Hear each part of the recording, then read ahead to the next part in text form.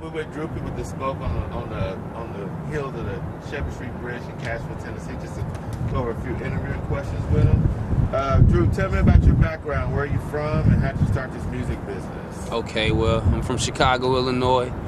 Born and raised, came here for school. This is where I met Kev.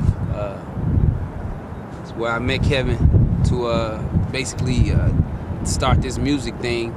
Been rapping since I was 13, me and my brother KO, and just decided that when I got a little older and wanted to stop being, in the streets like that crazy, just to get some money, man. And this was the best way as far as hip hop is concerned. That's gonna be lucrative, so took this avenue. There are a lot of artists on the grind just like you are. What makes you different from any other independent artist, and why? My mentality. It's not a lot of independent artists out there that got their degree and is going to law school as well. I don't know any. The second thing is the focus in music. My focus is I've always been an MC, which means I basically was here to try to make good music and to have lyrics that stood out, not just make a catchy song. So that's gonna separate me first and foremost from them musically. As far as my vision, I'm a businessman. I see stuff from the side of being an artist and how it can be lucrative as far as financially being stable and having some kind of financial stability to support your family. So Drew, what are your artistic strengths and weaknesses? I wouldn't say I have a weakness, to be honest with you.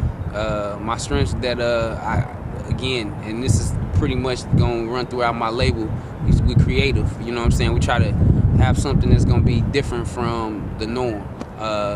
And to me, the norm is a lot of party and bullshit. We got a little of that ear candy for you, you know what I'm saying, to catch your attention, but for the most part, I'm a message-driven person. So what projects are you working on right now? Any upcoming albums, mixtapes? Yeah, exactly. I got some tentative mixtapes for promotion scheduled with a couple DJs around the way.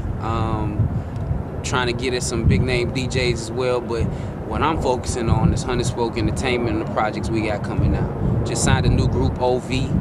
I'm featured on the Descendants of Reality project as well as the Baby Gotti project, so check those out as well.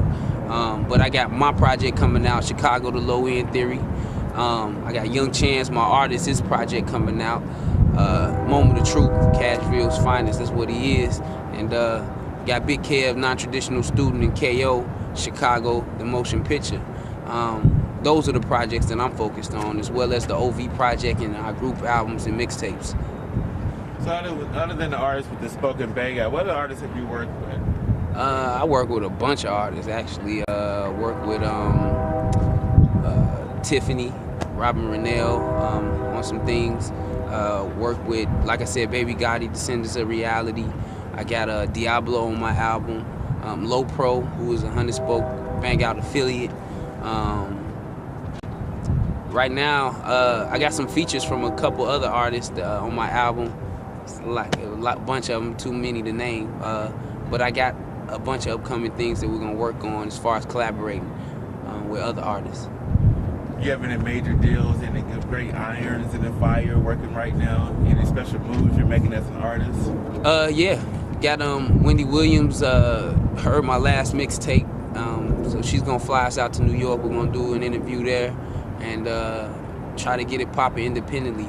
All I care about is trying to make Honey Spoke pop, and that's pretty much my main focus. And I know there's a plethora of different artists that you have that probably have been inspirations to you. Just name a few that have inspired you as an artist. Tell me why. My two favorite rappers would be Jay-Z and Nas, because I think I embody both of their spirits in my music. I think that a lot of the times you want to focus on making a hit. I can do that, but I think that Nas, more than any other rapper, has influenced me because of the fact that he came in the game being a lyrical giant, being young and having a bigger message. He was like the Miles Davis of hip hop, and I think that he was conflicted throughout his career trying to appease different audiences, and I think that's probably one of my biggest problems that I face with my music is that I'm trying to appease all audiences but still get my message across.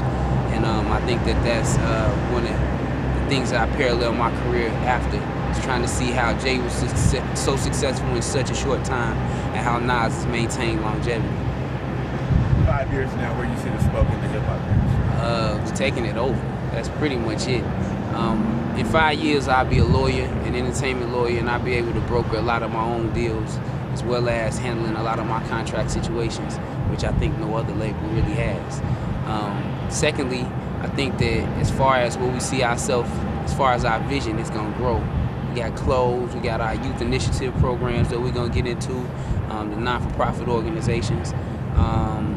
We got, like I said, our clothing line. We got Honey Spoke Hotties, our modeling troupe that we're gonna focus on. It'll just be able for us to expand from our foundation, which is the music, which is what I'm focused on right now. But 5 years from now, you'll see all of that.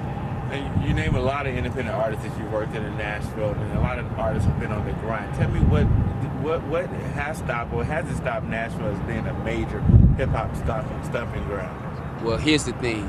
I'm not from Nashville. I'm from Chicago, and though I'm located here with my music, I realize that what has stopped Nashville is the fact that most of these people here think locally. Because I'm not from here and my music doesn't sound like it's from here, my main focus was to make music that was going to be able to touch the world, as far as putting my name out there with the big wigs, the Stevie Wonders, the Isaac Hayes, the Barry Whites, and on the hip-hop with the Run DMCs and the Kanye West and the Jay-Z's of the world. I think that a lot of people focus is not on the bigger picture. They want to do something for their neighborhood, which is good, but you got to see the bigger picture in general. Are there any misconceptions that one may have of you as an artist?